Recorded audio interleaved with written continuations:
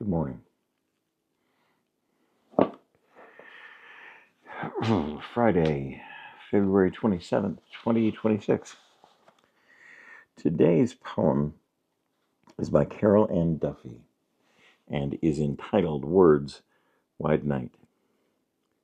Somewhere on the other side of this wide night and the distance between us, I am thinking of you. The room is turning slowly away from the moon, and this is pleasurable. Or should I cross that out and say it is sad? In one of these tenses, I am singing an impossible song of desire that you cannot hear. See? I close my eyes and I imagine the dark hills that I would have to cross to reach you. I am in love with you, and this is what it is like, or this is what it is like in words. I make my living with words. I make my life with words. I perform magic tricks. I conduct a theatrical seance. I write prose. I write poetry. I read poetry. I walk. I think. I sing and I write songs. And it all comes down to the words. And words mean things. Things, the words that I am struggling with today are deportment and betrayal. And how does a person of my nature, an artist, a poet, labels that I've given myself, labels that other people have given to me, words that seem to suit for now, how does this poet deal with the hard, friction-full, intense world that is unfolding in front of me?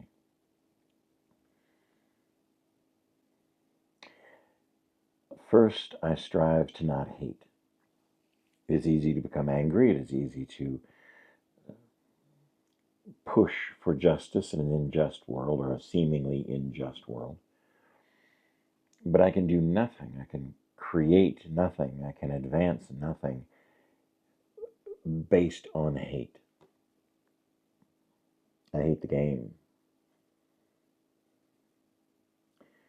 I am striving to forgive the players of this game because honestly, I just don't think they know any better.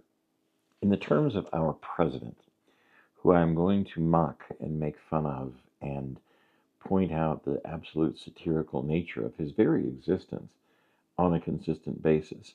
But I don't base that in hate. I base it in dismay and a struggle to understand. This is what happens to a human being when he is never given actual love, when he is never given affection that he hasn't had to pay for in one form or another. He goes and he attacks the weak. He goes and he attacks the children. He goes and he attacks the different and becomes a vile, hideous ogre of a creature. Yes, he's a human being, but he's responsible for his own actions and the things that he does. And he has led a life of belligerence and hate and greed and sloth and all the other things, gluttony, guilty before anybody says anything. And I'm just dismayed by it. So how does the poet deal with that? By pushing back, by creating art, by supporting whimsy, by satire, by barbs. Greatest weapon against him is to make fun of him. Can't stand that. Makes him weak. And when he becomes weak, there's the possibility of replacement, of creating something better, of creating something kinder, of creating a better world. That's all the politics for today. I am currently reading, I think you might find this fascinating, a book called Black AF History Actually, let me pull the cover up here and I'll show it to you. Um, I read electronically. It's just easier. Black AF History, The Unwhitewashed Story of America by Michael Harriot. It is, in a word, fascinating. Is the history that I know already, the history that I have learned uh, in my station and privilege, um, from an incredibly different point of view. I'm learning a lot about that point of view, um, and that is nurturing. That is education. Um, if you really want to love the world, go see it. Go see the different customs. Go see the different rituals. See the different points of view of the people that we share this flying rock with. It's really small, comparatively. Um, how old am I? Younger than the mountains. Well, how does it go? I'll look it up and I'll give you the quote next time. It's a quote from a book that I read a long, long time ago. For a mountain, I am very young. For an insect, I am quite old. For a man, I am just right, or something like that. I'll get you the right quote, and I'll even give you the reference once I find it. Um, Today, practice ninja kindness. Do something good for someone who cannot do good for you, and do it silently. Do it quietly. Do it from the shadows. Don't announce yourself doing it. Don't broadcast it. Just do a kindness for someone who cannot do something for you. I strive. It's on my list of things. Oh, by the way,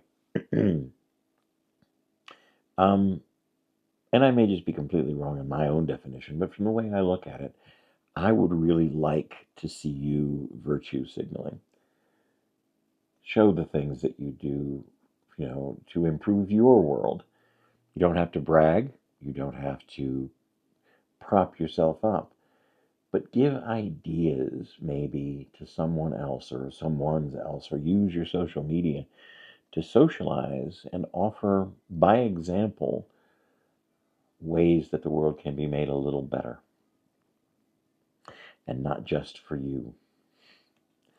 I know, it's another ramble, right? A rambling Friday. Show tonight, 9 o'clock at the Stanley Hotel. Even in the not busy season, I'm striving to create and move different things. Say, by the way, I had an idea. If I were to show you a group of tarot cards and ask you to just choose the one that you identify with most, and when I'm talking theatrical setting here, and you choose one and we give a brief history of that card, or what the image shows and what it represents, and then you were to shuffle it back into the rest of the cards, and we take that a step further and talk about the personality, the character of you, the chooser of the card, and that card was to remove itself from the rest of the deck to show that, yes, the choice was wisely made. It's something I'm working on. It's an idea for the seance. I am catching the sun right in my face. It's a wonderful, beautiful thing. I got to watch the sunrise right through this stripy window a couple of hours ago, and it was glorious. But it ain't good for filming. So, have a wonderful day. Look within inside yourself for the calm and the peace that you need. Do not let external things, especially from people you don't know, sell you fear or make you afraid. There is peace, and it is yours, and you can own it. We'll talk again very soon, I promise. And I hope there's love where you are.